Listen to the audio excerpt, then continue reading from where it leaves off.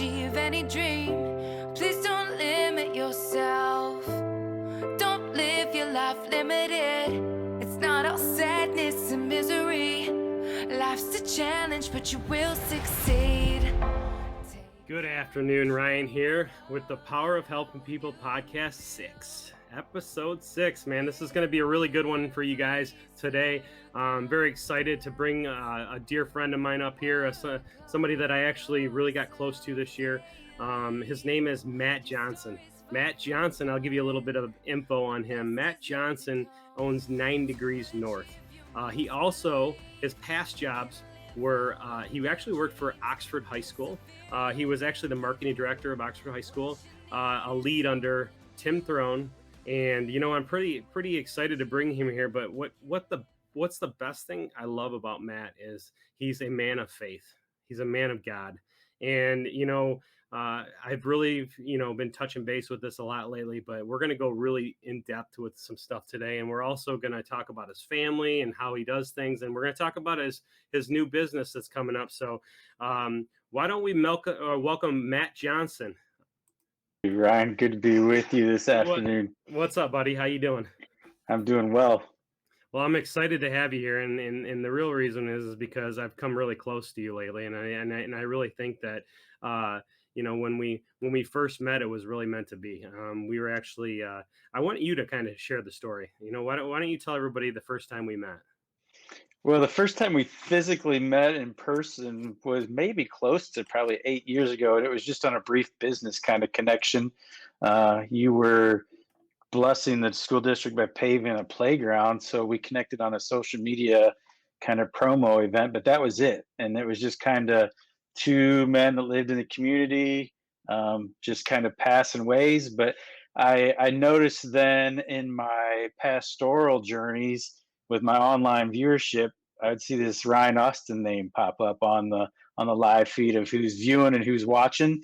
So it was kind of one of those experiences of you never know who's listening, but you're trying to be a voice to help people, which, turnabout's fair play now, right? All the way back to your whole aim and drive of making a difference in one life at a time per day. So yeah, that was the first connection, but our real first connection, like together as brothers, was the weekend before Christmas 2 years ago now. I happened to be sitting in the coffee shop working on a Sunday morning prep on a Saturday morning, and you came around the corner from the rear entrance, and I just looked up from my laptop and I just kind of did the head shake, hey, and I actually vocalized, hey man, how you doing? Like I knew who you were, and I knew that I think even like the week before you'd listened to the sermons and stuff. So being my normal outgoing gregarious self, if somebody's a friend of mine on Facebook and I don't talk to them in person, or they don't talk to me in person, I usually like, okay, done, discard. So I wasn't going to be that person, obviously. So I'm like, hey, Ryan Austin, man, what's happening? And we got chit chatting. And I think actually that day we had an arms deal go on. Like we exchanged cash for firearms. So that was kind of fun just because we're just outdoors with men and fathers doing stuff. So that was the first connection. And I tell you what, man, it was a waterfall, I think, from that point on. You know what? That was I think with faith and everything, I think people bring people in your life for a reason. And my reason, I believe that you were put in my life is because you make me a better person. And I think that's why we're here today, is because I want to let you know that you're impacting more people than you realize. And with doing that, it's one of those things that with people out there and you're on social media, it's people are watching. People are listening to you, and you're impacting more people than you really think. And so when I started this Power of Helping People, this was the real mission for me, to help one individual every day. And so I want to bring on individuals like-minded individuals like myself, and really just share the stories of other people and how, the trials and tribulations of, being, in a good spot, a bad spot, and really just connecting with my audience, and if I can impact that. If I can impact that one person, I think that's all that matters in life. And I was actually reading my devotional this morning, and it just struck a chord. And, every day I do read my devotional, and I make it a point because it's got to be consistent with my life, Right. And I believe you think the same way. Is you got to be consistent in your life. You got to have a routine.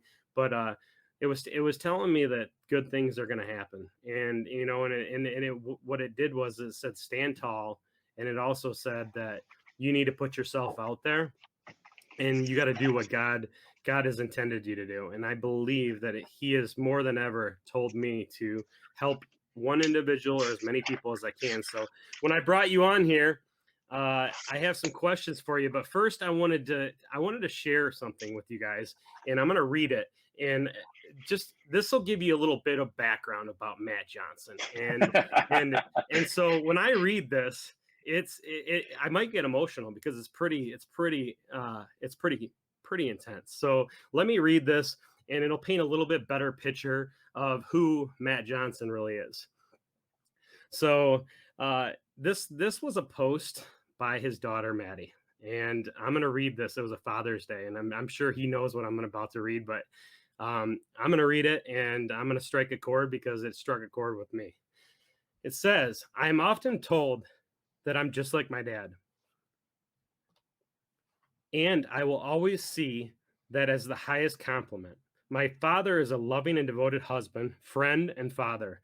He works so hard to provide for our family and give us the best, and he is a great example of a man of God. I will forever and I will always be my daddy's girl. Love you, Dad. Happy Father's Day." Now, I read that and I get very emotional. And the reason why I get emotional is because I have daughters. That thing right there is amazing. That showed you who you really are. And I wanted everybody to see who Matt Johnson really is. A great father, a great leader, a great husband. We're not all perfect, but I'm going to tell you right, I got to get a tissue, guys. This is going deep for me, man. The reason why is because I love my daughters, and I want to impact my daughters just as much as Matt does. Now he's got a very, very lovely family, and I want him to tell a little bit about his family and what he does with his kids and how he's raised them. And I want to dig into that because when I talked a couple weeks ago on my podcast, I said we're a reflection on our kids. Our kids watch us. Our kids emulate us. Our kids constantly are watching us. So if we say bad things, or if we say negative things, or we watch and talk about different people, our kids are going to do the same. So I want you to discuss how in life you got your kids to be like this. Well, a lot of prayer, a lot of intentional, both life decisions and hard conversations. I appreciate your kind words. I've had quite a few people actually individually ask me this question: what have you and Keith done to raise your kids? And it's hard for me because two of my kids aren't with us in the house every day now. So, and that's fresh, that's recent. Maddie actually has gone back from here in Ohio to Michigan to spend a couple days there before she goes away to Utah for school. But to the core of your question, since our kids were little, in our congregations and in our churches, we are not like, I would say, a Methodist church or the Catholic or Lutheran church where catechism of your kids, which the definition of catechism is just questions and answers. But obviously you can imagine the Lutheran structure or the Catholic structure or the Methodist structure. They've taken biblical truths and wrapped them around questions so you can have those discussions, mainly to aim your kids. And you'll hear even the chief end of man purpose for me in the very first question of what would be Martin Luther's Heidelberg Catechism. And that is, what is the chief end of man? Well, the chief end of man is to love and to glorify God with all that you do, all that you say, 24/7, no jot, tittle, iota, anything left out, but it's to have the aim of, I'm living my life to bring glory to God in all things, whether I'm brushing my teeth, tying my shoes, participating in a sport. So run that backward to little kids, right? And I struggle sometimes watching families that don't have a framework to bring discipline to their kid because they don't have a view of God. And if you don't have a view of God, you're missing out on really what's the entirety of our purpose as fathers living here on earth with my kids. I get to my God creator, loving, giving God who gave me Christ, as the Heavenly Father shows grace to me through Christ, I get to do that earthly every day with my kids. So, rearing our kids was not a hard thing when you have the foundation and framework of this is a God designed event. So when my kids mess up, screw up, I could yell, scream at them, but I first have to make a decision. Am I disciplining them so that I look better before other people? Or am I disciplining them so that they can have a reflection and understanding of what is my adoration of my God creator who gave me mom and dad when I choose to disobey mom and dad?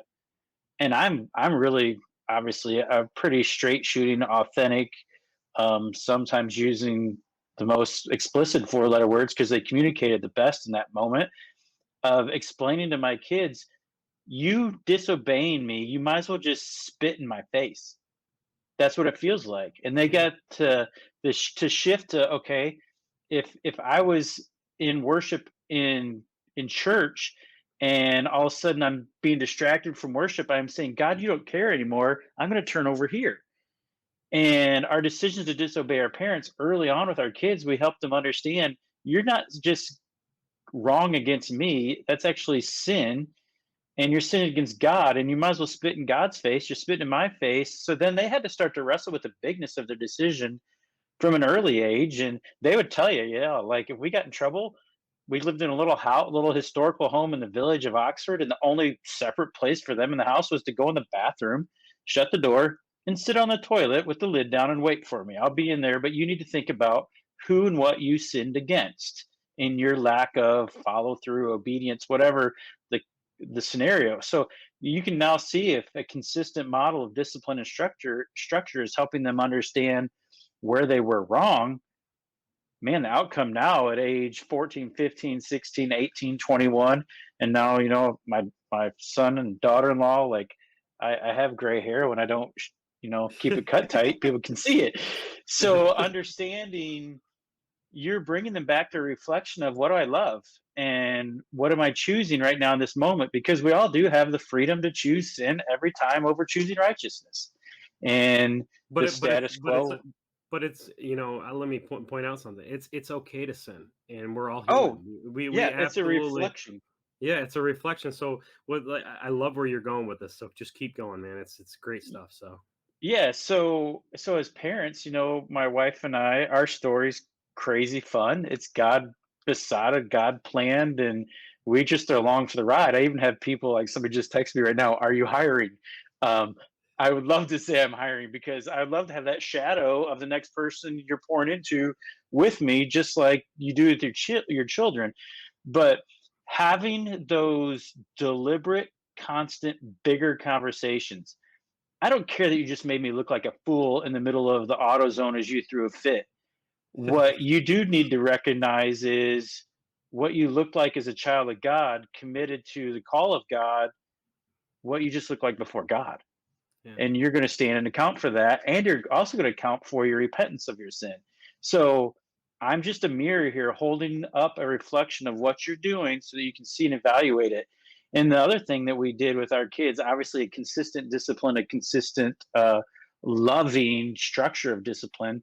Um, Man, I grew up in Kentucky. That says a lot in the discipline structures of even education.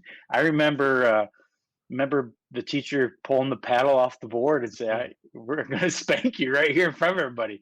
And I probably deserved it 8 times that I didn't get it for the one time I might have. But the discipline was consistent, but also the intentionality of choice and decision making. What's it going to benefit me to say yes to this or no to this or my choice of words? So instilling into that kids at an early age that, man, you are accountable for what comes out. So that's just a little snippet, but obviously yeah. not the whole of it. What's really cool about that is I can totally tell when I see your kids, the way they act, the way they present themselves, the way their work ethic is. Most kids, and I even believe in this in my kids, is you got to set a foundation for your kids with faith first. You've got Oh, to, absolutely. it's got to be consistent. You got to put him first. And if you put him first, watch out what happens. And I think that's the real purpose of him is saying, hey, listen, if you sin, if you do these things, It's okay, but I want you to put me first. And Oh, I oh yeah, to really, understand the measure of grace and mercy. Like I even said that this week in a post as everybody's blowing up about judgmental of our leadership and our nation and everything, is to understand we're a people of prayer, people of grace, a people of extended mercy. And if that's not what defines us in Christ, then shame on us, because we're not being a light. We're being just a counterpart to the culture of saying and being negative. Where we have hope, let's anchor in the hope. yeah. So um, I love it helps shining us. I love shining the light. I actually took your post the other day and I kind of put something on social media about shining the light, and I think really that's the real purpose. Is if you're in a dark room, all you got to do is turn on the switch. Oh, a And spark, man, dude, just a spark. if you turn on that light, I mean, I got two LED lights in front of me that are just blinding. I mean, if I'm in a dark room and I'm struggling, all you got to do is believe in him and have put him first, because the lights will turn on. I mean, it Yeah, literally opens my life. Every morning at 5 a.m. or 4:30 or 5:30, it's not past 6, because I sit there and I literally give everything to him. I read my devotional, I pray, I research, I analyze everything I read. I literally want to put it in perspective, because I feel like when I was younger, I didn't quite get it. I didn't hmm quite get the reason for my purpose, or I didn't, because I grew up Lutheran, and I grew up with Holy Cross in downtown Oxford. Now is actually hmm Journey, which I love the name Journey, because we're all that's on a what we're journey. on. We're all Every on a one of journey. us. So when he named that church Journey, I was like, wow, gave me goosebumps, because it's like we are all on that path of this journey of faith, and we want to share that with everybody. But sometimes, like even in my business, sometimes I just want to share it with everybody. And it's really one of those things that if you come into my company, you can actually feel it on me, because I have that passion for people. I put him first, so he leads me in the right directions. It's almost like when you're driving down a highway and there's a million signs here, there's a million signs here. And most of the time you're just focused on the road. But once in a while you see that right sign and you're like, wow, that sign over there, is that purpose? And I look into it and I'm like, God told me to look over there. And there's a reason why I looked at that sign. And it might be a little thing. It might be but I dissect those things, and because he Yeah, is talking to us. We all get so busy and so consumed with life. We lose all those signs. We don't listen. We don't hear. So when you brought up that light, it's like every day I come into my studio and I sit down and do my devotional, and it's dark in here, and then I turn on the lights and it just opens everything up. well, and So it's being the difference, because when you live in some of those attributes that are seen as Christ-like attributes, it is so countercultural to the negativity, the voice, the energy that people use of the world around us. People don't really know how to comprehend it, but they don't even know they're using biblical language. But in First Peter, kind of stranger and alien language, they're like, Ryan Austin, you're just weird. And I'm like, yeah, to like 10 levels of you don't even understand. But they see that taste of like something's different. And what's interesting is you read that statement of introduction. um, I took a lot for granted up until a month ago of the community I live in and the roles that were 100% God anchored. Like, Matt, I'm going to move you from A, put you in B, you're going to do C. To even the point where I've had other pastors, I've had friends of mine, secretaries, administrative assistants that work with me, work for me. They're like, you are like the master career builder.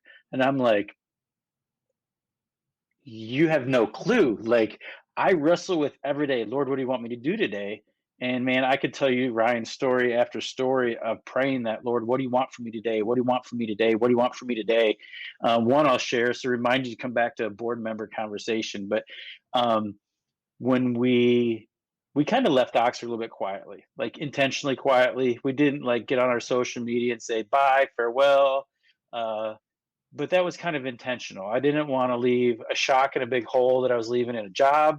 I didn't want to leave people creating chatter, calamity, voices, because what's amazing is in the best resignation from a congregation this past January I've ever had, it was only assumed that it must be because of sin that I was moving on. I'm like, how? like my wife and I must be having an affair. There must be adultery going on. There must be, I'm like, what in the world? No, I've been praying that prayer. Lord, what do you want from me today? What do you want from me today? And it looked like 2 years ago, Matt, don't worry about your pulpit. The pulpit will take care of itself. Your church plant that you've been on for 8, 9, 10 years, I'll take care of that. You just need to be ready to go where I want you to go and be willing. And you could ask Tim Throne, who's a great friend. Like I'd sit in his office 5 years ago. Tim, I'm not sure where God wants me to be today. I'm not sure I'm doing his thing. And in all of the positions of work I've had, which, that might be podcast number 4, because that's its own craziness. But one day I was leaving the high school wrestling with, why am I doing this? I went from this pastorate, well, first a career as a missionary and as a pastor, to how I got now knee deep, head deep, eyeballs deep, who we kidding, eyeballs deep in a school district that I would like to impact with the gospel. How did I get there? Well, it's very simple. I have no teaching degree, but I do have a degree in photography and graphic design. And here's a school that has some CTE, career tech ed. Matt, we want you to teach that. And I'm like, are you kidding me? I don't want to go to high school. But when you pray the understanding, just like what you said, Lord, help me to see who I can impact. Those are questions that our Heavenly Father laughs at us when we pray them. He's like, you want me to do work? Watch this. You're praying this. This is your heart. Watch this. You just keep your eyes on that sign, because I'm going to point your way. Just be ready. So I was moping, whining, complaining like, man, I could go to high school and teach for 3 hours a day, then go to my office and then come back to the high school. And I was just driving down Oxford Road, down that hill, right? So it's a whole, not a mile and a tenth to my office. And I'm like, Lord, why do you have me doing this? This is nuts. And I'll use her by name because I think Kim would love this story. I had prayed, Lord, help me help whoever you want me to help today. I drove down the hill, pulled in the back off of East Street there, and parked in the Red Naps parking lot. And I park over by the church and walking through the parking lot. And it's snowing nasty. Who wants to live a life like this? Is my office trudge every day. And I walk by a door of a car, and the car is all fogged over. Well, we all know, living in Michigan, a fogged over car in the middle of winter, somebody's in that car. So I was like, worried somebody's passed out or whatever. And then I'm looking at the car, I'm recognizing, I'm like, well, it's Kim Shoemaker's car. So I tap on the window, you okay? And she's in the car, broken, weeping. And she's like, it's so of God that you just knocked on my car. I need somebody like you to pray for me. And then I prayed with her and kind of helped aim her and encourage her and walked in the door. And I'm like, as I walked away from the car, literally that fast, the Lord's like, and you want to know what your value is. You want to know where your place is. You just keep your eyes open and keep doing what you do. And that's really been my model of, Matt, love God, pursue the glory in his name in all things, and love others around you in all you do. Those are the first 3 things I make a decision of what I'm going to do on every day. And that's when people say, man, how did you build in this amazing career and path and things? I'm like, one question, God, what do you want me to do today? And whether it was, do flooring in an elderly folks home, or whether it was build something to make ends meet for the Johnsons, I always knew that house that I was doing that work in probably had a Kim Shoemaker kind of, hey, I'm going to put you here to have this conversation. So every decision I've made is, my life is just a conduit. Am I willing to be tied to the end of the rope that's God and pull through that conduit of life and say, who can I impact? What can I touch? What can I do? And not out of it being nosy, not out of being in everyone's business, but if I can't be an echo and reflection of the gospel of hope, of truth to people in a culture that's far and far between, who's going to be? And if I'm standing in a pulpit preaching, and that's what has been fun about the past 10 years, is I can preach.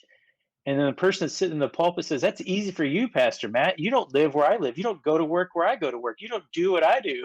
I'm like, you want to make a bet? Yeah. I'm not just telling you to do it. I'm doing it because I want to be doing it. So I've anchored in when people ask me, Matt, what do you do for a living? And I'm an ambassador for the King. Yeah, I got a lot of other titles that I've had and jobs I've had that are all worth staying and doing, but God's like, no, I'm going to move you on to the next thing. Hence where we're at, why we moved to Ohio, and no one could understand it. Man, you left a great administrative job and a great school system doing great things. Why would you leave? Because I'm still asking that same question. Lord, where do you want me today? Because And what do he you had want me to do? because he had a purpose for you, and he knows that your journey is going to lead you to something different, and you're going to impact more and more people. If it's doing this through businesses or helping people do videos, or taking you do such good work on your pictures. I mean, your videos, your pictures, I mean, you have an art for that. So when you do that, people, when they watch that stuff, they dissect that stuff. Dude, I see every single time when I look on Facebook, I see what your purpose is. And your purpose is to lead with God and show the right path for everybody. So when you went up to Kim's door and you said, "Hey, knock, knock, knock," that was probably the worst day of her life. And you changed it literally like this. And Oh, and she even vocalized that, like, I could not be at a lower place, Matt. And then God brought you to knock on the door. And Ryan, I think the thing we need to echo to everyone is, how many times does the Lord lay something in your mind and you and I dismiss it? You're like, oh, I'll do that tomorrow. Or I laugh with people all the time. Like, you know what? I woke up at like 2 in the morning and I was thinking of um, whatever their name. I just had 5 names. And I'm like, I'm not going to call them out on social media right now or in a podcast, but Erica's name was on your mind. And my number one question back to them: did you pray for her at 3 a.m. and then call her at 8 a.m. and say, hey, the Lord brought you to mind last night? I was praying for you. What's going on? Because right there is probably the biggest gap in our Christian society of loving, caring, and sharing for one another, that even, I'll be honest, Ryan, led me to move from Oxford.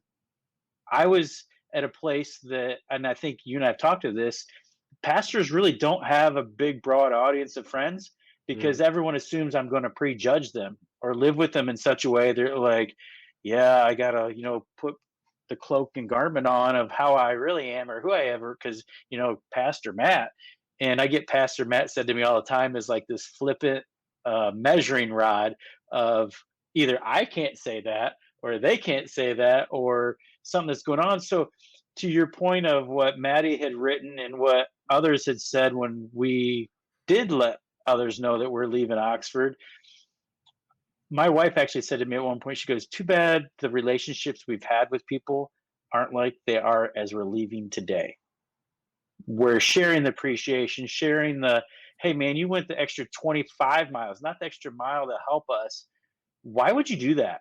And honestly, that sentence of why would you do that is the cue sentence for everything in my life that lets me drive forward with people. And it's the premise of how we then bring the gospel, because God's bringing mountains of grace and rivers of grace. And man, I'd rather jump in the river and be pushed downstream by grace than fight to try to walk uphill in it. Amen, And make amen. it happen and make it forced. It just doesn't work. So why would I fight it? I'm just going to follow the Lord instead of fight the Lord. We're going to go into a little bit of that. I mean, I think that you said it best. As you're a pastor, people were scared to come up to you. I actually, I've been voicing my opinion a lot more on social media because of the times. I'm Absolutely. I've never been afraid to say it, but you know what? I'm using my voice right now. I'm using my following. I'm using everything that I have, and I'm not worried about judgment. Yeah. I was one of those guys that was like, well, I own a business, and I'm local, and if I say something that I might lose People customers, have or to I might, listen. yeah, Right. yeah, and to be honest with you, I want people to hear who I am. I want people to see who I am inside. I actually called a dear friend. She called me at 9:30 last night. I wanted to talk to her, and I'm actually going to have her on my podcast. And she said, she goes, Ryan, I didn't know you were a Christian. And I said, well, why didn't you think I was a Christian? And she's like, well, I never knew. And I said, I have more faith in me than I've ever had in my life. And I said, you know what? Before, I was always worried about what other people thought. Right. And so I think there's a lot of people out there, and I think we really need to touch base on that, because people can't be scared to do this anymore. I know with the times and everything like that, if we put him first, watch out what happens in this country. Well, you know? it's like how I had to word that post the other day, despite all of our different views on, and I listed like 5 things. Yeah. This is who I am, and uh, that's a whole nother obviously level of story of being a pastor in a public school. I've brainstormed that as the book title of my autobiographical sketch is just oxymoronic, but no one wants to hear your voice, but they'll scream and cry out for this diversity and equality, but except for you, white male Christian God following believer, not going to listen to you. And Yeah, and man, that is so giving me goosebumps right now because we all are so scared. And so when I started this podcast, I'm like, you know what? There's no limits. I'm literally gonna start this, and I'm gonna tell people and show people what's really out there, and that's why I'm bringing people on here that are have these stories. Have I mean, if you can impact one person, or if you can impact absolutely hundreds, I mean, right, that's what we need in this world. So, right. I was doing it just justice of not starting this podcast and not showing who I really am, Well, because and go I ahead. think that's the fun of the audience of two or one that listens to this. That Saturday meeting in the coffee shop, I'm like, Ryan, can I record your story and record a podcast? You're like, no way. Like, Yeah, that's what I want to be doing. So it yeah, just shows how much God's going to knit things together and say, okay, let me build for our kingdom's sake. You just be obedient. I mean, Old Testament through now. I mean, the word abide is like all over the book of Genesis. I mean, all over it. Like, if you read the book of Genesis, it's kind of like counting the same model car. Once you start looking for that car, you see it everywhere. oh The yeah, word abide means anchor in, embed into me. You be my people, I'll be your God. Just anchor into me. And that's what you're finding when you're like, man, my faith has grown so much because it's been tested, it's tried, it's been granted back to me, tested, tried, granted back to me. And you're like, why would I not? Like, how can I not believe this? And well, then you get to move on. you realize what happens is when you start doing that, what happens is you start noticing, like, why is this happening to me? No, you're really, everything's happening good for you. Why is this happening? You should be asking yourself, why isn't this happening? I mean, Mm, you go out there and you're one of those people that, I look at everything now. I listen. Like, my ears have never been as clear right now. Like, I listen to people. Like, I mhm. listen to my staff, I listen to my employees, I listen to, my wife, my kids. Before, I was always like, okay, yeah, I'll listen to you, but I really wasn't listening. So, like, what Right. he's shown me the last several years is you need to put me first so I can show you the right path. And when he puts you on that right path, you don't ever want to veer away. You literally want Which to go ahead. even that statement of you coming to a place of listening, think about our culture, think about social media, think about all the lies that's screaming at people. People don't post to listen, they post to have a voice and see how many people are listening to them, but there's no reflection back of the other mirror of listening first and then talking. It's like, I got 85,000 likes on this. Great. Was there a conversation or dialogue with it? No, but look at the attention I got. Okay. So you're just a chirping cricket, but with no song you're singing, no message you're carrying, no delivery of truth. The truth is so clear when people hear the truth in a society that doesn't want to anchor in an absolute truth. It's so loud that it's the truth that people go, huh, why didn't I think of that? Why didn't I? And so truth does set people free according to what we read in John 17. And that's probably one of my greatest, not to go all pastoral here, but John 17, Christ is right at the cross. Christ is dying. This is his prayer as he's on the cross, is that the truth of who he is will set people free from what is holding them back. And that's their sin. So by listening, you get an opportunity to really deliver things back to people right where they really need it instead of just giving out empty hollow shells of information. You can absorb where they're at. And people ask me all the time, Matt, you're super good at connecting with people. And what people don't realize is the amount of hours of observation prior to even the connecting with them. Well, I the know hours we of learning. I mean, I know, we went on Clubhouse for several weeks, and you were literally listening and dialed in with every single person, and you took tidbits of pieces of everything, and you knew who to listen to, who to ignore, and I saw you constantly posting things, and I'm like, this guy is getting it now. This guy is actually. I saw a huge difference when you started communicating and listening. Was that a change back then, or were you always doing that? Is that something you've always been doing? I think the difference is like, even like, I always have like journal books of Yeah. stuff. Like, this is just Yeah. stuff written. I would just write it down. I never did anything with it. It was for me. And then I recognized, if I'm listening for that statement that just impacted me, why don't I do what God's given me gift, skills, and ability to do? Which, like, you laugh. You're like, you just produce that media piece like so fast, and you put Yeah. that quote back out there. And I'm like, yeah, in like 42 seconds. Yeah. And you're like, dude, I would take me a day to do that. And I'm like, why am I harboring, anchoring in, stealing all this information from people and not doing it with anything for the person that didn't listen to be encouraged by what I heard? So I finally just took it upon myself to say, like, okay, I got to do that. And what was fun is giving those quotes of people, what they were saying that were so true, back to them with art and graphic and text. And then what I saw is very important, the dash Ryan Austin, paying tribute back to, like, dude, you just said this in front of 1,200 people, and it probably rocked their world the same way it rocked mine. I'm going to give it back in a way, it's just like, for those that don't know what we're talking about, like those motivational posters. Take a really cool picture that either I took or I had copyright released to, and put that saying what they said to it, so it was impacting, because you never know whose day you're going to change. And Ryan, the most fun out of that was all those people in those audiences. I would send theirs back to them in a DM, and I cannot tell you the feedback. Like, the feedback was over the top, and usually it was conversations with people. It wasn't just listening to be heard.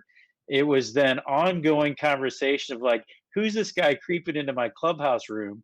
And then I didn't have to speak publicly. I now have them offline where I can actually bring truth to them. They can bring truth to me. We can be a relationship and a connection of conversation and giving and taking.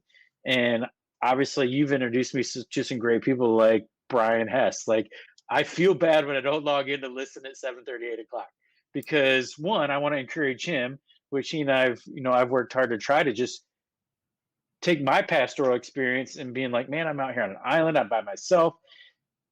You never hear the feedback back. And man, thanks. Keep doing what you're doing. You're pushing me to greatness. You're helping others have a voice in channels and media and places that we didn't think we could, one, go, or two, know about. And that's also, kudos, thanks to you for the one, the introduction, the two, the consistent prod of, Matt, we're going to do this. Let's do this. So yeah. You know what? You know what's really cool about that is we all know people, and the thing is why do we shelter the people we love from everybody else? It's like, it's easy. We want more of that person yeah, ourselves yeah. sometimes. So I'm a part of this inner circle group with Brian Hess, and it's a group of 13 individuals and all over the United States, and it's something that is a motivational thing that we're trying to create a movement, and it's one of those things that I've never been impacted with 13 amazing individuals. And when I went down to Fort Lauderdale for the conference, for the Brian Hess's conference, the Top Contractor Conference, I was blown away by these people. The room, I mean, I felt like I was floating. Like I said, There, but if not this there. is, yeah, I said, if this is what heaven is like, take me now. That was one of the things I was like, this is perfect. Like, this could be any perfect. I mean, everything that was said. Ben Newman was there. He was a speaker. And you just told me, tell me a little bit about your podcast, or the podcast with Brian Hess and Ben Newman. Tell me how much it impacted you, because it impacted me so much. I mean, well, to your point of, one, introducing people, but two, I guess you get in such an envelope of your own life, you don't leave your own envelope. That's probably one statement that would, I think, help people understand is be willing to step out of the box, the envelope, the container, whatever you try to keep your life safe, secure, and isolated in, and be willing to be both impact or impacting to someone else. And that's where, well, we'll take the conversation with Ben Newman and Brian Hess and play it backward to your challenge to me, like, man, I'm gonna read a book a week every day this year for da da da da. So then you and I just started like pounding books on each other in the best way, right? So as soon as I see Ryan Austin's read the book, check the box. Brian Hess has read the book, check the box. And I heard it the second time, I better be reading the book, right? So that's just one level. But then you hear the story of Ben Newman's conversion story. John Gordon, bless his heart for being such a powerful man of God, and by that I mean trusting, that he says, I don't care what this dude, jerk, idiot, I don't know him, says when I call him up and say, hey, you and I met for 20 minutes, Ben. One question for you. I hear your faith is weak. Where are you at? I love it. Oh I mean, man. that gave me chills this morning when I was listening to it, because I'm like, Matt, quit worrying, like you've said about yourself, what others say about you, and be who you are, not just in your closet, but also before people, because it's not about you. If it's about you, stop anyway. And I'll be honest, I mean, if I was an alcoholic, that'd be one thing. If I was, addicted to drugs of that's one thing. Those are all sins that we try to hide from the world, but we can't. It's got outward appearances. And the thing I try to preach to myself the most is, what does humility look like? What does gentleness look like? Because I can be the most proud person. I can be the most arrogant person, whether it's in my words or my tones or just my own dogma of opinion. Like, this is truth, man. Um, so I have to pray all the time, Lord, help me, Lord, help me, Lord, help me. It's about you, it's not me. How do I come across right now? And so I think of John Gordon is like, man, that gave me chills. Like, be that to somebody who it doesn't matter what they think of you. But John Gordon is a perfect picture in that testimony this morning that Brian interviewed Ben about, of be real, be who you are in your faith. It doesn't matter, but you are right now the streamline, the road, the river, the channel, the whatever that God's got for, in that case, John Gordon to Ben Newman, to now look at the thousands of people that he's impacted through best-selling books and those things, which, you've got my book outlined. You got to hold me accountable. I'm only on chapter Yes. 6, right? Yeah, So, yeah. So let's go into that a little bit. John Gordon. Okay. Now, John Gordon. I've been following John Gordon for quite some time, and I actually heard Ben Newman's speech uh, in Fort Lauderdale, and blew me away. And it was one of those things that was like, I did post some things, I did little things, but Ben Newman was my real purpose of saying, hey, be real and not care what people think. It's mhm, like, just get out there. And I've always had the mentality of is 50% of the people are going to like you, 50% of the people are going to hate you. Why don't we work on the 50% that like us and love us, and stop worrying about the naysayers and the people that maybe they just don't like us because they're either jealous or they want to be like us. And let's try to reach out to them once in a while and say, hey, listen, I'm here with open arms. Come with me on this path. Come with me right, on this right. journey, because that's what the light is. That's turning on the light for people, and if you bring them on that journey, and I say this all the time, and to people is like, hey, how is your day going? How are you doing today? And if they say, oh, I'm busy, and no, how are you doing today? Just, Everyone's busy. just Yeah. yeah, just ask people, how are you doing? How is your walk right now? How is your faith? How is your journey? How are you sustaining every day? Are you happy? Are you sad? Do you need to talk? Are you going down a path that you don't want and you need just somebody to hold your hand? It's like, that's my mission in this whole thing and I believe you have the same mission. That's why I love being around you. I love listening to you. I love following you. It's one of those things that we are who the top 5 people we hang out with and we Oh, follow. absolutely. And I truly believe Brian Hess, Ben Newman, John Gordon, Matt Johnson, Bruce Pulver, all these people that I follow on a constant basis are the true meaning of the people that I want to be around and I want to be. And I got a couple books I'm gonna send you, but man, it's especially John Gordon. You brought up John Gordon. I just bought 3 of his books. So, and to be honest with you, I said I was gonna do 53 books this year. I'm at 42 right now. And Yeah, killing it. I'm gonna tell you something. 42 books this year. I haven't read 42 books in 20 years. Amen. That's awesome. And it's all shaping. I mean, you're finding a word in every book at least that's moved you. And speaking of words, I mean, my podcast that's coming out next Friday with Bruce Pulver is probably going to be one that you have to watch, because it's all about words, and he's going to be one of the books that I send you, because the book is amazing. It's breaking down words individually to make them positive.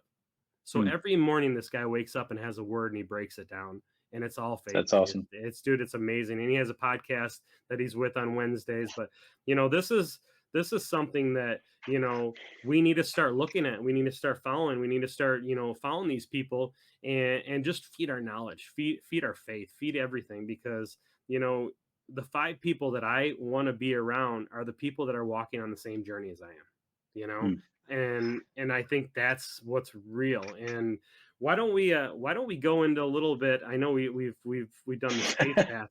But why don't we go into a little bit about what your company's doing and what made you go into it? Because I really want to touch this, because here's the thing. You're not only a pastor, you're not only a true, amazing person when it comes to giving back and helping people, but you started this company 9 Degrees North several years ago, and it now has become a reality and a dream where you're doing it full time. Tell me what path you want to go with your vision on this thing, because I truly believe that God puts you in this to help other people. This is you're going to make money, you're going to have fun, but you got to believe it. What you're doing right now is impacting a ton of people as their perspective. I mean, you showed me that video before and I looked at it and I'm like, you just did that? Wow. That's crazy.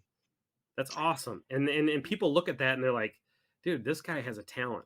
This guy has, and then now you're going to do different things. You're probably going to do some stuff for churches. Maybe you'll probably do stuff for big corporations and bring that liveliness out of the people and show the true meaning of who they really are. Like as Birmingham, I always say, we do things the Birmingham way.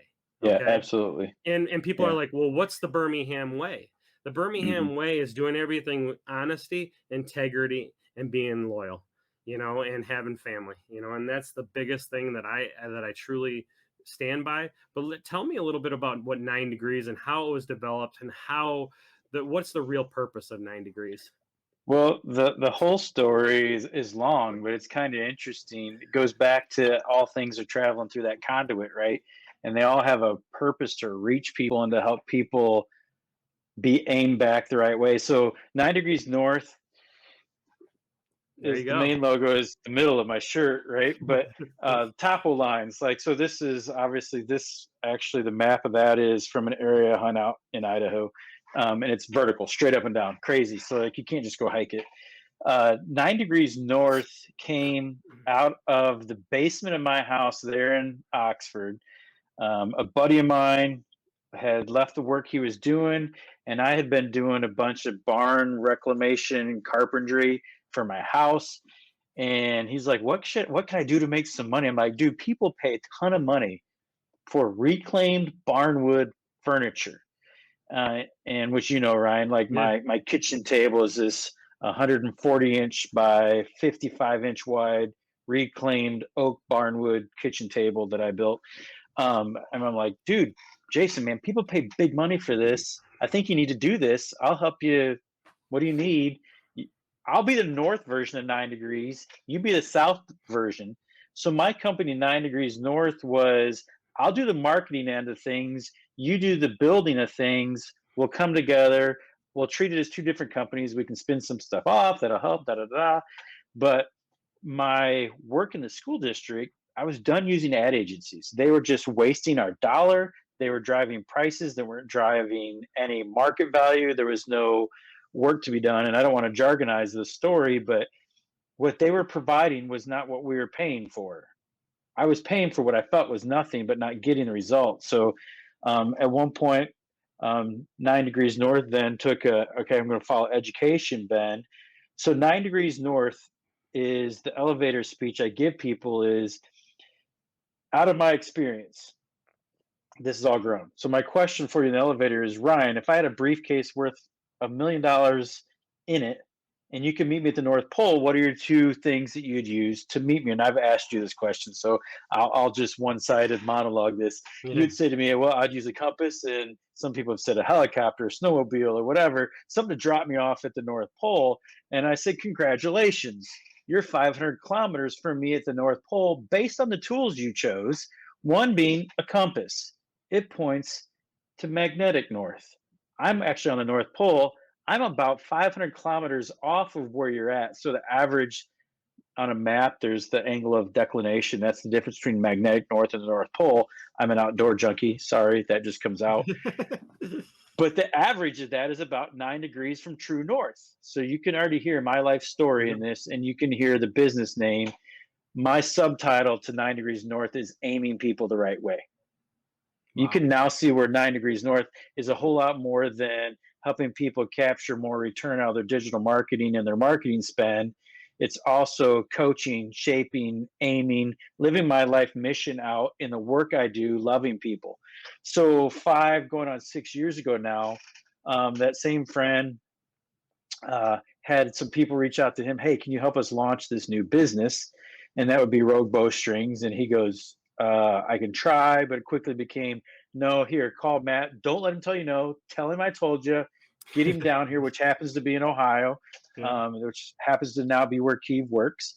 But don't let him tell you no. So this is December 16th. They had a January 6th deadline to be at the Archery Trade Association trade show in that year's Indianapolis. No, that year's Louisville, Kentucky. So I just did what I did. I'm like, I have your logo and brand done. You love it. We got shirts, hats, we got gear, we got swag, all the stuff that really doesn't make you money, but gives you an identity. And you have a website and you have a product to sell. So I said, here's what you're going to do. You don't have time to buy a booth. You don't have time to attend the trade show as a trade show member. We're going to run the risk. You're going to get kicked out, but that's okay. We'll run the risk. So I did a geo-specific ad that hit social media on a blitz. Not a lot of money spent, but it flooded everyone's campaign on their device. Find us on the show floor in this area wearing these shirts with this backpack and get 10% off your first orders. Well, they walked out of there with 5 figures of orders written for them. Wow. Nearly 6 figures. And they literally just, by faith, said, Matt said he's going to do this. We're going to go sell stuff.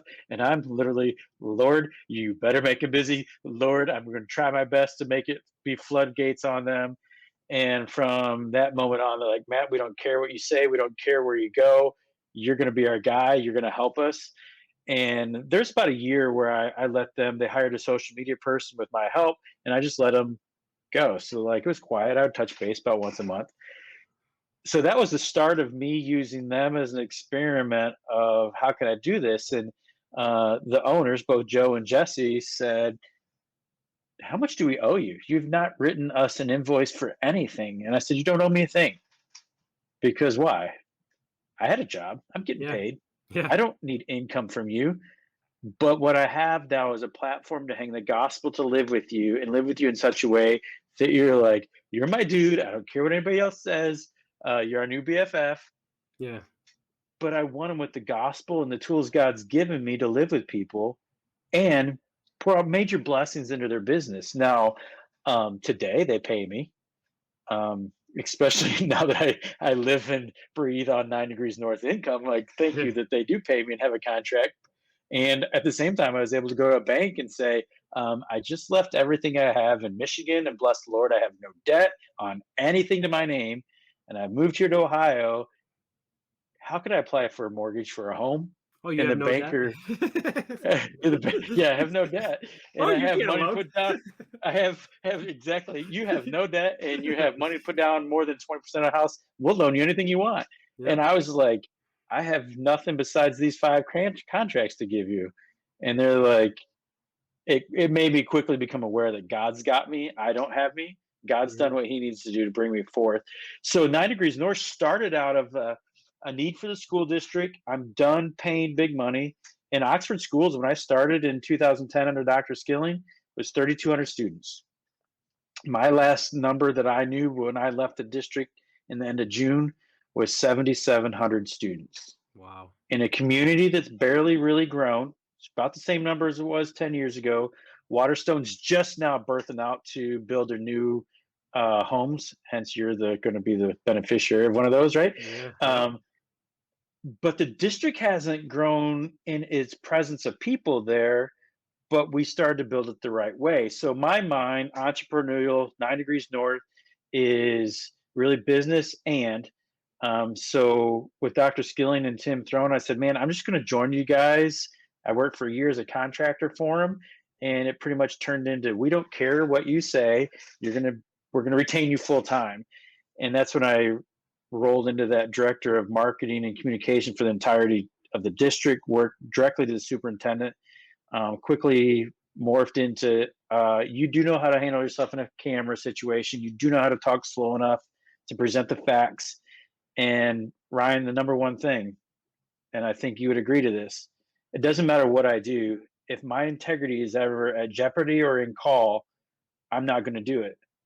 So it became easy to be the communicator for the district, the voice of the district, the person that was there to both give wisdom and counsel to superintendents at a high level, because every choice, every thought, every decision was always out of integrity first, God glorifying thoughts. And one time I even said to Tim Throne, wasn't Dr. Skilling, I said, I just want you to know every day you're going to be satisfied with what I do for you with work, because I don't work for you. I work to do all things to the glory of God. That doesn't matter what I say, be, or do. You'll never have to worry about me. Wow. And that wasn't a statement of arrogance. That was a statement of my eyes on that point on the horizon. And that is my true north. And that's where 9 Degrees North really came from, is I want people to find true north, not be aimed off 500 kilometers from the truth, but actually find the truth. So the business just became the overflow of the knowledge of things God's built and done around me and in me and through me, but really with the subtitle aiming people the right direction. So Dude, and what a better business to go into, because there is not many people in your business that have integrity. People just want money. that's why I know that I can grow this thing so substantially, because well, I've already had 3 referral clients in the 5 weeks of shifting from being an employee secure in a school district that had a great salary to, I'm going to go stand out here by myself Yeah. and I'm going to hopefully make it. Well, you and I would know well enough. You don't live by your own Yeah. strength. Yeah. So, Lord, you're going to bring the work, you're going to grant the contracts. And if I can do them with the highest integrity, I've already grown 3 just by doing it with high integrity and letting them know, like, here's where people will scam you. Here's what you need to watch out for. Here's what we're going to do. And we're going to sit down weekly and review it. I want to show you this. My logo right here says, hang on, I got to get it closer. Whoa, hey, it says, Left is right, right is oh wrong. yeah, family, culture, and integrity. And Yeah. I'm sure you see it backwards, but I do everything with integrity every day with my company, and I believe that I attract the right employees with integrity too. Because here's the thing: is how you lead is everything, you know, Right. And people and know. people know. People know. And I believe, truly believe, that 9 Degrees North will be very successful because you're a person that leads, you're a person with faith, and you're a person with integrity. And I believe that you're truly blessed right now, and you will get more blessed because you do have the faith in you and you do have God first. And I truly believe that I'm a very blessed person. I have a lot of gratitude with me. I am very humbled that I've been able to do the things that I've done. I'm also very humbled on the people that are surrounded with, because it's not every day that people get to have all the great people around them. You know, when Hmm. Brian Hess and I talk every other day or every day on the phone because we're struggling or we're going through things or we're doing this or we're doing that, that is the true meaning of a true friendship. and a true Oh, person that absolutely. wants to lead you. And I believe that in this world, we all just need a friend, and Yeah. we just need somebody just to. And I think one of my buddies, Zach, put that on his Instagram post the other day, and he's like, "Oh, we all just need friends." Yeah, And absolutely. the thing is the friends that you hang out with are everything, and who lead you and put you on that journey and make you have that 1% better every single day. Well, and And it goes back to those 5. Those yeah, 5, I don't care who you are. I can name people that I started to sound like. I started to be like, whether it is um, some of like one of my best friends when I was in college, pastoral studies major. His name's Ben Vay. I would get home like, man, I sound just like Ben, which is a good thing. He's like an yeah, awesome stud of a Christian guy, right? And then I think now, even before we made this move, there's so many conversations of like people thinking that we're crazy. You just packed up everything. You have 2 kids still in high school. You sold your house in Oxford, and you just packed up to move, of all places, Ohio. Well, there's men here that I said intentionally on the phone back in January and February to get you to the point of, Matt, what led you to where you're at. Um, Joe, who owns Rogue Bowstrings, back in December, literally in a car ride home from a hunting trip in Nebraska, with the most sincere, genuine, quiet, calm spirit, looked at me and goes, "What are you going to do for your own business? What you do for all of ours every day?" wow, And I just like smiled at him, like, because I know what I do and I know what I do to pour into them. yeah. And it was the quietest, what probably felt like an hour and a half, 2 hour car ride after that. But I'm sure it was like 13 seconds. And I'm like, well, because, and then it hit me like, you know what? You've been faithfully following the Lord in everything. And that was like my always number one conduit, all the way going back to how I ever became a pastor at a young age and those stories, which I don't know if you want all of that because this could be a 5 hour podcast, but is, Hey, I'm is, gonna have you a guest again, so we'll have a couple podcasts. So yeah, is to understand then like what the world would see maybe as a selfish choice. Matt, you're just doing this for you. Is God saying, you know what, there's a bigger audience than what you think your pulpit can reach?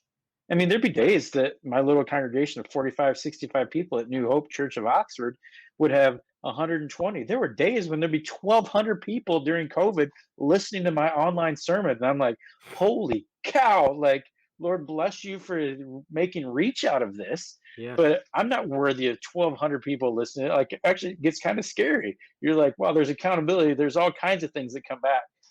But the echo is you don't preach to them.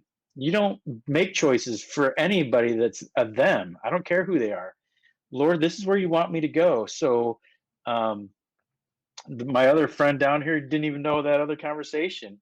He says, "Hey, I need to have a conversation with you. When are you available?" And I'm like, "Right now." Like, what are you digging yeah, at, man?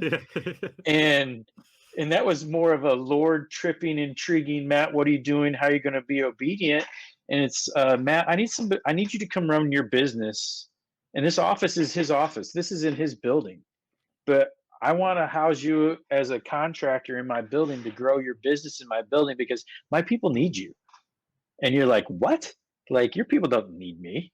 He goes, no, I need to have you close to my life. I need to have some coaching and things I want. And Jesse, bless his heart, he's like, no, my business is a place. They're one of my contracts from years ago. I need your marketing hat. I need your wisdom pastorally. Our culture here is very um, Christ centered in all that, like their purpose statement on the wall is serve others above yourself first is their number one thing. Like, Wow, be willing to stop what you're doing to go pick up a other end of a tool for somebody else. And they produce high end campers and RVs. Like, we're not talking a small business here. And I'm like, you don't even know the conversation I had with your business partner yesterday about all of this that you're asking me. So it was really one of those let go, let God. God, you lead me. Here we go.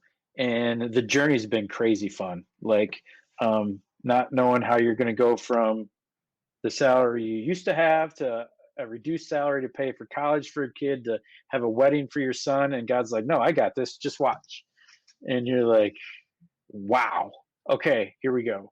Just And the hard just thing, like you, is the friends, like the mm, people you've had close contact and connections with, and I've had to help them understand my phone is still my phone, and my contacts, like you and I talk and try to mhm. reach out and lead and be the voice of both ration, truth, reason, and the gospel to each other. So it's all good. Well, let's go into a little bit of social media, real quick. And the reason why I want to go into social media is because it's so impactful for a lot of people. And I and Sure. I and I bring this up a lot because I've met hundreds and hundreds and hundreds of people in the last 2 years on social Yeah. media, Yeah. Using it as a conduit.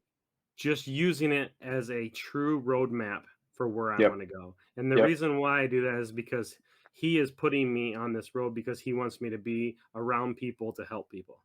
And Absolutely.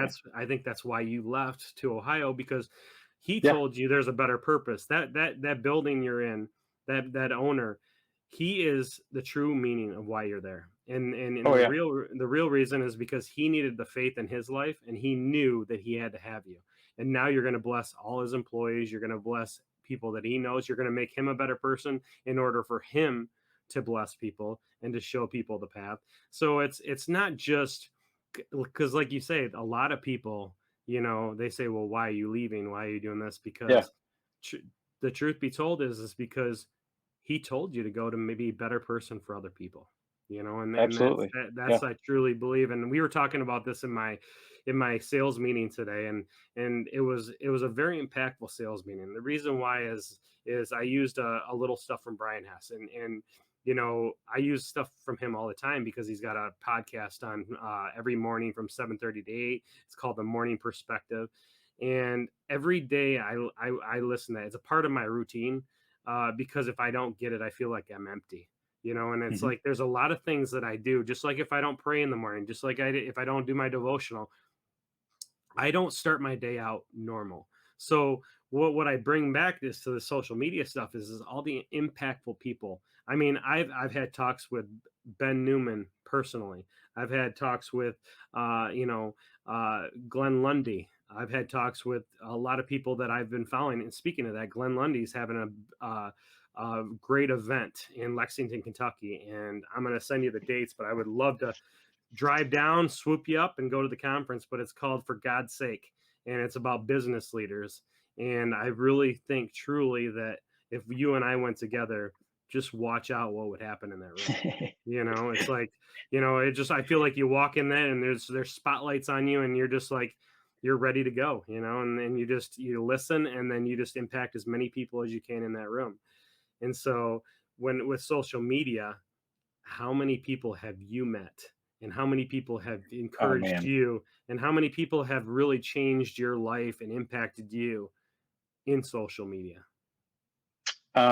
Well, I think what's interesting is not necessarily big names, but one of my aims is when whether it's in a kind of a clubhouse environment or it's listening to Brian Hess perspectives, is I can't tell you the number of people that are in the audience with me listening that's who I'm messaging, because I want to see. I don't know who they are. I know who Brian Hess is. I Yeah. know his view. I know his faith. I know his walk. And boy, I can't even tell you the number of people that what you've seen. You've seen me pull out somebody who's a Yeah. doctor in New York, and I didn't even know it. But like, just start real life conversations with how you doing, what's going on, um, because back to the conduit impact, you don't know who's sitting next to you. No different than the kid in the classroom at the high school who's got a classmate in the desk next to him that's going to go home and end his life. You don't know, and you don't know your words of impact. You don't know your place. And I truly believe this is to take your social media question and take uh, the context of it away and put the context of scripture around it. My neighbors, if I'm to love my neighbor as myself, biblically, that's not the person that lives in the brick and mortar next to you. That's the person that you run into at the grocery store. That's the person that you are sitting at the stoplight every day because you leave your house at the same time and they leave your house at the same time. And then you see them at the grocery store. do you have, oh, excuse me, the balls to go up to them and say, you know what, you and I pass each other every day at the stoplight at Burdick and Pontiac Street, and here we are in the grocery store. I just want you to know, man, hey, how you doing? Yeah. And that could be it. So that's my approach on social media is like if I see people post, I see people saying things. One, I don't say things enough of what I should, like maybe I have in the past week. Um, I even I, I haven't used social media in the ways I'm planning to use it future in the past probably 5 weeks, like I would have used it in the past even.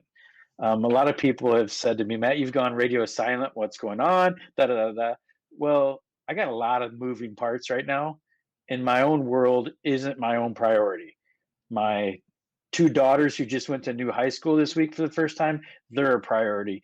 My wife who's working in a new job that's not necessarily her highest profile or number one choice, but she knows she's serving, reaching, and helping friends in their business. So she's going to go do that. She's my number two priority. My daughters are number one. And the number, or I should say two and three, the number one is each week, man, we're working to find a new church here. So to take that all the way back to social media, there's some things where my audience and people in future reach, like 9 Degrees North is going to have a podcast, which you've known for years. Yep. It's really subtitled Faith, Fins, and Fur because everyone has a story. Yeah, right there it is, baby. Faith, It's on Fins, my and Fur. it's on my Glenn Lundy Rise and Grind calendar. Yeah, which, I noticed which that when you made actu- that post.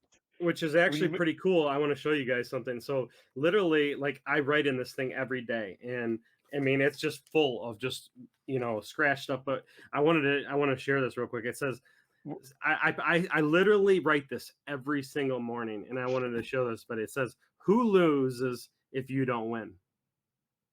And I write that on my thing every single day, and it's like that really touches a lot of people. It makes me every time I say it, I get goosebumps. It's just like I have to win every single day. I have to impact as many people as I can because if I'm not doing that, what's right. happening? Who's Well, losing?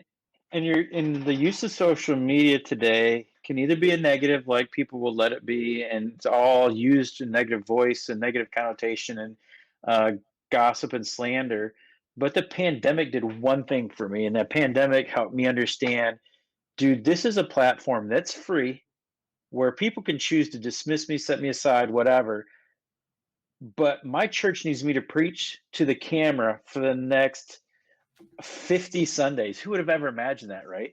Yeah. And preach to the camera and figure out, man, I got to make a teleprompter so my notes are right here instead of me having to look down at my notes so I can read through it and be connecting to people. Yeah. And then I realized, my goodness, I have literally 20 years of sermon outlines written that I store. Like I preach off an iPad. I'm like, why don't I take Faith, Fins, and Fur and 9 Degrees North and marry it all together and take Brian Hess's lead. My wife's trying to get a hold of me. Take Brian Hess's lead and do a morning perspective-esque thing that's for business, for marketers, for people in digital media and the arts that like this guy's taught for 12 years how to use a camera. Yeah. So when I set up video shoot here in house the other day, they're setting up lights and they didn't really know what they were doing. And Tanner, bless his heart, looks, he goes, okay, Mr. Teacher Johnson, how would you do this? I'm like, well, I do this and this and this and this and this. They're like, well, why didn't you just do it? I'm like, it's not my show. But you want help. It's again back to the gospel. That's who we are in Christ. Like we have to understand when God our Father created us, he wants to see us two things: broken, humble, and redeemed. When you're arrogant living on your own, you're going to leave him. Sorry, I gotta change the thought. Oh, you're right. You're right. Yeah, my daughter's being picked up from school. Is he wants to see us in those three things, but as a heavenly father and an earthly father, when your kids come to you, I've had this conversation, Mm-hmm. is the humility of my child who thinks they got it all figured out coming to me and say, Dad, I need help. No better payment for anything under the sun. Our Heavenly Father doing the same thing. Social media is the context and the structure of I can bring truth to somebody in such a way that on their time and on their place, that they can dissect it, listen to it, digest it, I got to use the platform.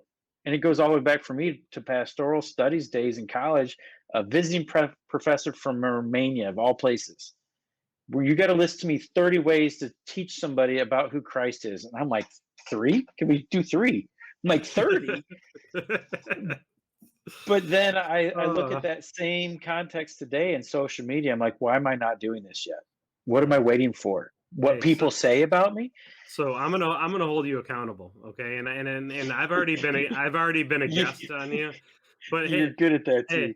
I will seriously be a guest again, and we can have fun and we can do stuff and do everything like that. But I think that I had several people tell me. I mean, I had Mike Claudio, tell me, Yeah, hey, he literally said, he goes, Ryan, quit making excuses and just do it. right, And then I had right, Brian Hess say, what are you waiting for? I'll help you. I'll help you get through it.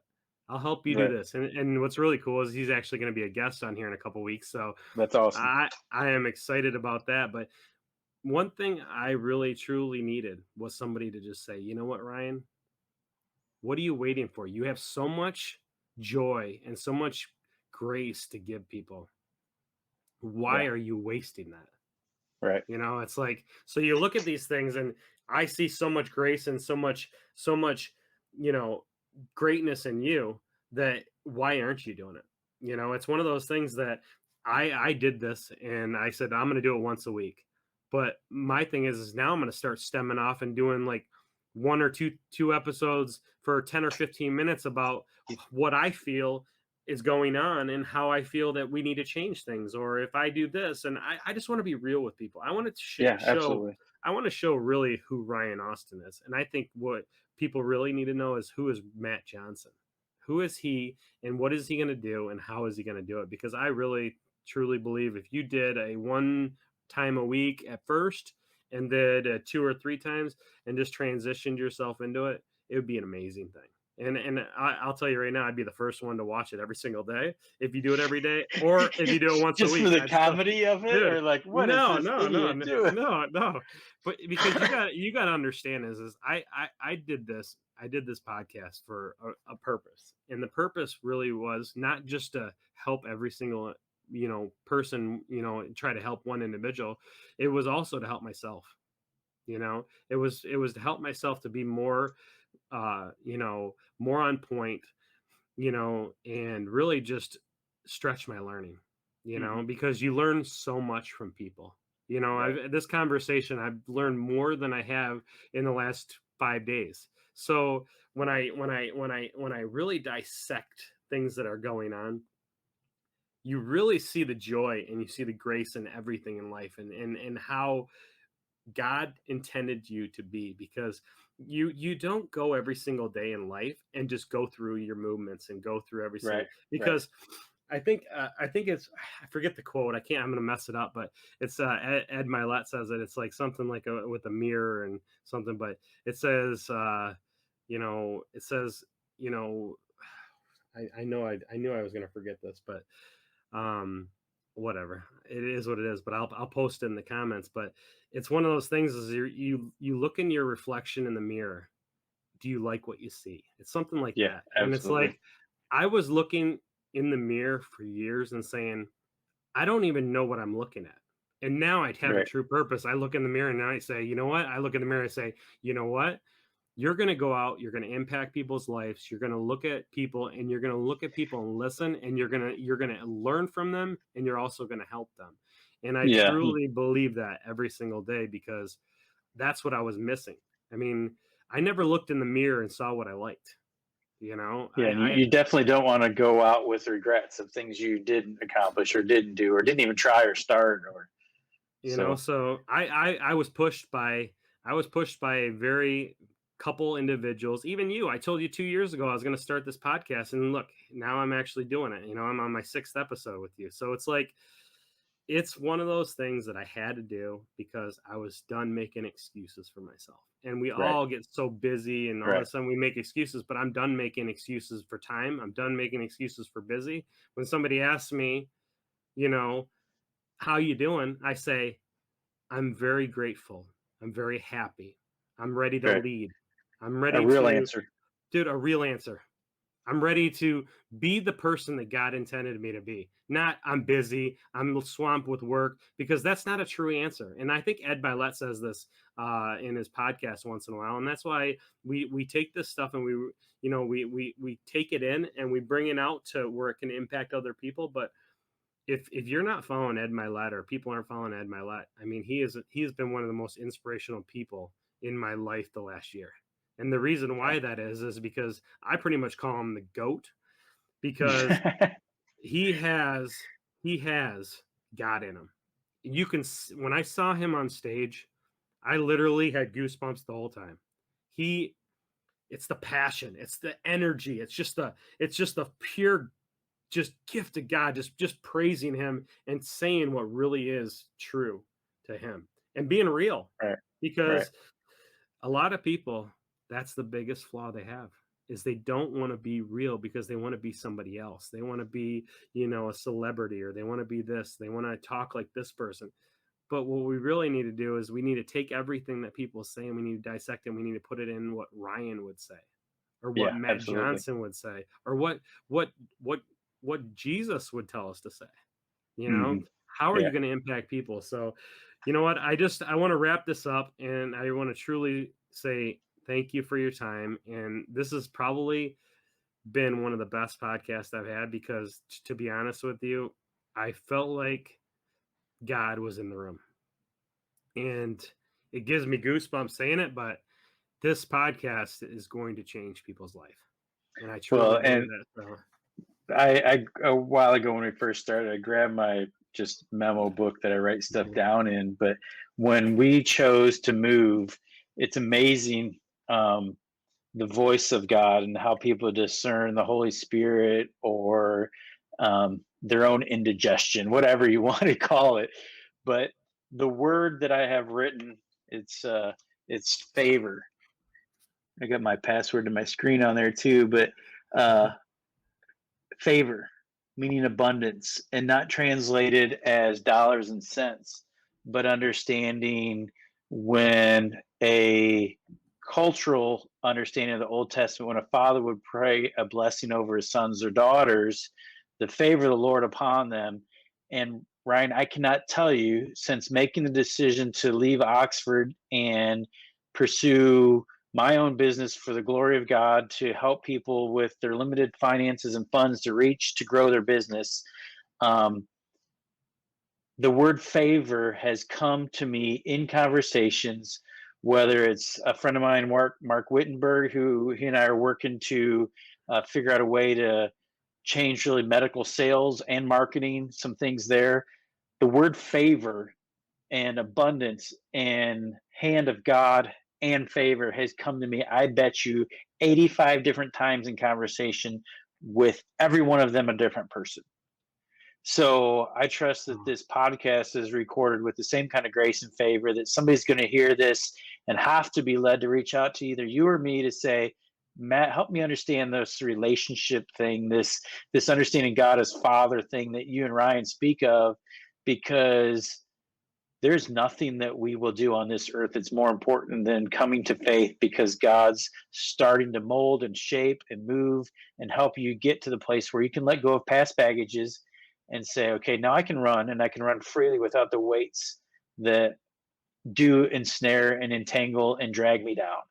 So that is my prayer. That's my blessing. That's my statement echoed out, is that this, Lord, is somehow used to impact somebody's life in a way that they didn't anticipate. One, listening for 2 hours, or two, getting to the end of it and go, these guys are nuts. yeah, But I want to know what drives them to be so nuts. So I thank you love for it. having me on. I love it. I've left my daughter sitting up at the high school with her father in neglect. So, um, but I trust it's You know all. what? Hey, I started this podcast with a letter from your daughter, and I know this isn't the same daughter, but Yeah. I'm sure that daughter is thinking the same thing, as you're a great dad and you were doing things that you should have been doing. And this is truly a blessing that you did this, and I really appreciate it. I truly want to thank you for being a great friend to me, and I can't wait to come and visit you. I actually am going to gonna be in. I'm gonna take a trip. I'm gonna take a road trip. I got a couple buddies in Ohio. I'm going down to Lexington, and I'm gonna go to Pittsburgh to see Brian Hess. So Well, I'm if gonna you're make it. going any of those directions, I'm only 80 miles from Brian, so So what I I've what come I a was lot thinking is closer. that I'll just pick you up. We'll go to Pittsburgh, see Brian, and then I'll drop you back off, and then I'll go to a couple other places. But I Hey, just you let me I know. so. But hey, I just wanted to say thank you and have a great day. And I'm gonna give me a second, and then we can chit chat a few minutes. So. Bless you, man.